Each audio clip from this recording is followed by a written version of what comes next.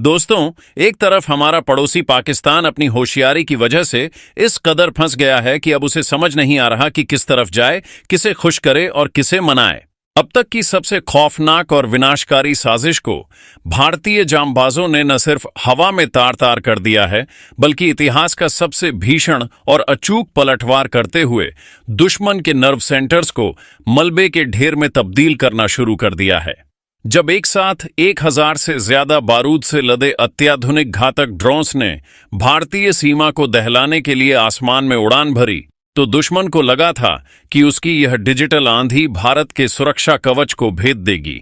लेकिन नियंत्रण रेखा से लेकर पाक अधिकृत कश्मीर की गहराई तक फैले उस पूरे खतरनाक नेटवर्क पर ऐसा वज्रपात हुआ है जिसने बीजिंग से लेकर इस्लामाबाद तक के होश उड़ा दिए हैं। और अब आसमान के उस काले धुएं के बाद जमीन पर भारतीय सेना का जो रौद्र रूप दिख रहा है, उसने यह साफ कर दिया है कि यह लड़ाई सिर्फ रक्षात्मक नहीं, बल्कि दुश्मन की जड़ों को उखाड़ फेंकने वाला एक अंतिम और निर्णायक अध्याय बन चुकी है। दोस्तों, संगीत, इस महा ऑपरेशन और तबाही के मंजर पर आगे बढ़ने से पहले हम आपसे एक बहुत ही महत्वपूर्ण सवाल पूछना चाहते हैं कि जिस प्रकार से देश के प्रधानमंत्री नरेंद्र मोदी जी के अदम साहस और भारतीय सेना को सीमा पर हर चुनौती का मुंहतोड़ जवाब देने की खुली छूट मिली है, उसे देखते हुए आपको क्या लगता है कि क्या संगीत अब वह ऐतिहासिक समय आ चुका है जब पाक अधिकृत कश्मीर यानी पीओके पूरी तरह से भारत का हिस्सा बन पाएगा या नहीं? आप अपनी राय हमें कमेंट बॉक्स में जरूर बताएं। और इसके साथ ही हम यह भी जानना चाहते हैं कि आप देश के किस राज्य और किस शहर से राष्ट्र रिपोर्ट की यह बेहद रोमांचक वीडियो देख रहे हैं। आप अभी हमें लिखकर बताइए कि क्या आप उत्तर प्रदेश के लखनऊ से देख रहे हैं, या बिहार के किसी जिले से देख रहे हैं, या फिर देश की राजधानी दिल्ली से इस खबर पर नजर बनाए हुए हैं। देश के जितने भी अलग अलग बड़े बड़े शहर हैं, आप जहां से भी इस वक्त जुड़े हुए हैं, कमेंट बॉक्स में अपना नाम और अपने शहर का नाम लिखना बिल्कुल ना भूलें, क्योंकि आपका जुड़ाव ही हमारी ताकत है। इस पूरे घटनाक्रम को समझने के लिए हमें उस खौफनाक रात की गहराइयों में जाना होगा जब एक सोची समझी रणनीति के तहत सीमा पार बैठे आकाओं ने इतिहास के सबसे बड़े ड्रोन हमले का बटन दबाया था। ये कोई आम घुसपैठ नहीं थी, बल्कि एक ऐसा सुनियोजित तकनीकी युद्ध था जिसकी तैयारी पिछले कई महीनों से अंतर्राष्ट्रीय सीमाओं के उस पार चल रही थी। बीजिंग की बंद प्रयोगशालाओं से निकले अत्याधुनिक पुर्जे और इस्लामाबाद के सैन्य कमांडरों की कुटिल बुद्धिमत्ता ने मिलकर एक ऐसा ताना बाना बुना था जिसके तहत 1000 से अधिक मानव रहित लड़ाकू विमानों यानी यूएवी को एक ही समय पर भारतीय चौकियों, रडार प्रणालियों, संचार केंद्रों और रसद ठिकानों पर कहर ढाने के लिए तैयार किया गया था। योजना इतनी सटीक और भयावह थी कि इसमें हर ड्रोन को अलग अलग अक्षांश और देशांतर की सटीक फीड दी गई थी, ताकि अगर कुछ ड्रोन हवा में मार भी गिराए जाएं, तो बाकी बचे हुए ड्रोन अपने निर्धारित ठिकानों पर पहुंचकर ऐसा विस्फोट करें जो भारतीय रक्षा पंक्ति की कमर तोड़ दे। कुछ ड्रोनस को इस तरह डिजाइन किया गया था कि वे अग्रिम मोर्चे की बंकर प्रणालियों को निशाना बनाएं, जबकि भारी पेलोड ले जाने में सक्षम बड़े ड्रोन्स को देश के भीतर मौजूद संवेदनशील सैन्य अड्डों की तरफ मोड़ने का खाका खींचा गया था।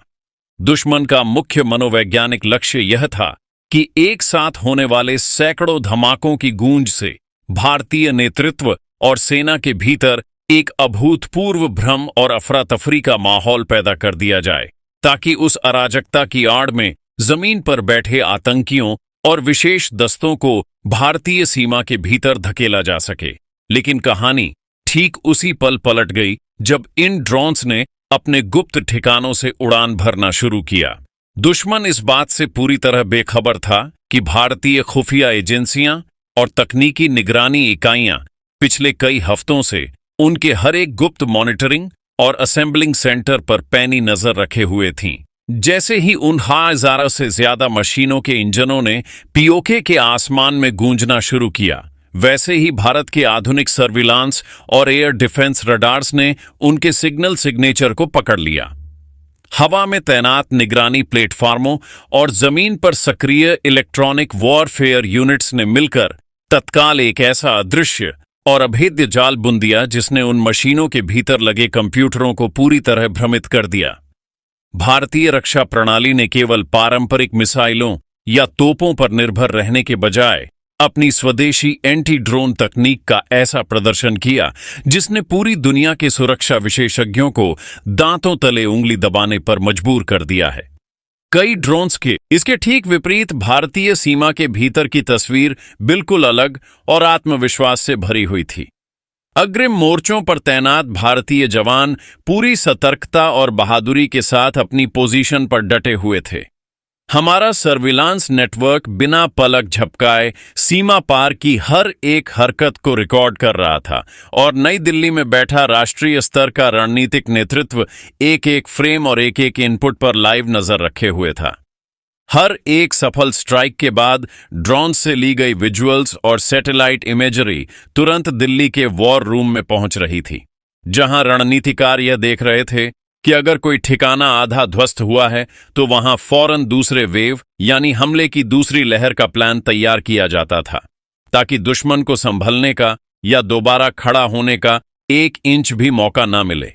अगर खुफिया इनपुट से पता लगा कि कोई सुरंग या अंडरग्राउंड रास्ता अभी बच गया है तो तुरंत ग्राउंड प्लान में बदलाव करके उसे अगली हिट लिस्ट में डाल दिया जाता था। भारत ने इस सैन्य पराक्रम के साथ साथ एक और बड़ा मोर्चा अंतर्राष्ट्रीय स्तर पर खोल दिया, जो दुश्मन के ताबूत में आखिरी कील साबित होने जा रहा है। भारत के राजनयिकों और विदेश नीति के रणनीतिकारों ने वैश्विक मंचों पर सबूतों की एक ऐसी भीषण बौछार शुरू कर दी जिसने चीन और पाकिस्तान के पूरे गठजोड़ को दुनिया के सामने नंगा कर दिया है। भारत ने इस ड्रोन हमले का पूरा ब्लैक बॉक्स डाटा, उनके लॉन्च होने से लेकर हवा में मार गिराए जाने तक की पूरी टाइमलाइन, 1000 से ज्यादा यूएवीज के एग्जैक्ट फ्लाइट पाथ, उनके भीतर पाए गए घातक पेलोड के सैंपल्स और सबसे महत्वपूर्ण बात यह कि उन ड्रोन से बरामद किए गए क्रिटिकल पार्ट्स की फॉरेंसिक रिपोर्ट को दुनिया के तमाम ताकतवर देशों और अंतर्राष्ट्रीय सुरक्षा मंचों तक पहुंचाना शुरू कर दिया। जब वॉशिंगटन, लंदन, पेरिस और टोक्यो जैसी बड़ी राजधानियों में बैठे सुरक्षा विशेषज्ञ और सैन्य विश्लेषक इन तकनीकी रिपोर्ट्स एंड विजुअल्स को देख रहे थे, तो वे भी इस बात को स्वीकार करने के लिए मजबूर हो गए कि अगर भारत का यह एंटी ड्रोन ऑपरेशन सफल न होता तो यह हमला सिर्फ एक क्षेत्रीय तनाव तक सीमित नहीं रहता, बल्कि इसका सीधा झटका पूरे दक्षिण एशिया और वैश्विक स्थिरता को हिलाकर रख देता। भारत ने बिल्कुल दो टूक और कड़े लहजे में अंतर्राष्ट्रीय समुदाय के सामने यह बात रख दी कि यह कोई सामान्य सीमा विवाद या छोटी मोटी घुसपैठ की कोशिश नहीं थी, बल्कि यह एक फुल स्केल ड्रोन वॉर की रिहर्सल थी जिसमें एक साथ 1000 से ज्यादा घातक मशीनों का इस्तेमाल किया गया था। और इस रिहर्सल को भारत ने न सिर्फ अपनी तकनीकी श्रेष्ठता से नाकाम किया, बल्कि उसे दुश्मन की इतिहास की सबसे शर्मनाक हार में बदल दिया। यही वजह है कि दुनिया के कई बड़े देशों ने पर्दे के पीछे से नई दिल्ली के पास अपने संदेश भेजने शुरू कर दिए हैं कि वे इस पूरे मामले पर बहुत बारीकी से नजर रखे हुए हैं और इस नए प्रकार के तकनीकी युद्ध यानी ड्रोन वॉरफेयर की बढ़ती रेस पर गंभीरता से सोचने के लिए मजबूर हो गए हैं। अंतर्राष्ट्रीय मंचों पर अब यह आवाजें भी उठने लगी हैं कि अगर भारत के पास इतना मजबूत, आधुनिक और अचूक सर्विलांस और एयर डिफेंस नेटवर्क ना होता तो यह पूरा एपिसोड एक बड़े मानवीय और रणनीतिक संकट में बदल सकता था। उधर पीओके के अंदर लगातार जारी भारतीय स्ट्राइक्स और सैन्य दबाव के बीच वहां के लोकल आतंकी नेटवर्क पूरी तरह टूटने लगे हैं।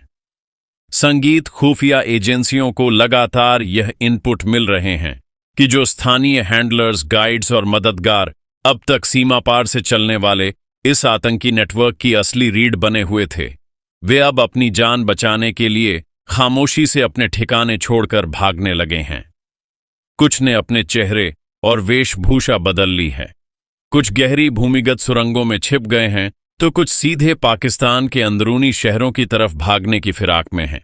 लेकिन इस बार भारत दुश्मन से कई कदम आगे की सोच लेकर चल रहा था।